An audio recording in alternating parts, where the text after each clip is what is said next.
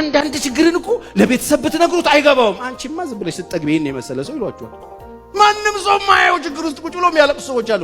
አንቺ ጥጋብ ነው። ማንም ማይረዳቸው ሰዎች አሉ። ቢያለቅሱ አይሰሙ፣ ቢያወሩ አይደመጡ። ሁሉ ጀጅ የሚያረጋቸው ዙሪያቸው ያለው ዙሪያ ገባቸው ፈራጅ የሆኑ ሰዎች ብዙ ናቸው።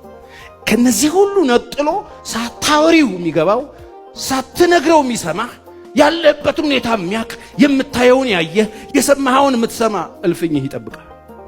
እልፍኝህ አደባባይ ላይ አይደል፣ እልፍኛችሁ ውስጥ የእናንተና የሱ ቦታ ላይ እየናፈቃችሁ ነው ጌታ። በስውር የሚያያባት በግልጥ ምን ያረጋል? በስውር ያያችኋል። በስውር ማንም አያያችሁ። አሁን እኔ ጋር ነው ያላችሁት። እዚህ ጋር እናት አያዩም፣ አባት አያይም፣ ባል አያይም፣ ሚስት አታይም። ማንም እያያችሁ አይደለም። በስውር ያያችኋል ጌታ። ምን ውስጥ እንዳላችሁ የሚያውቅ ጌታ እግዚአብሔር ይርዳ። ስለዚህ ፈተናው ስትገቡ የግል ጊዜ ይኖራችሁ። የሆነ ነገር አትፈልጉ። የእናንተ ጌታ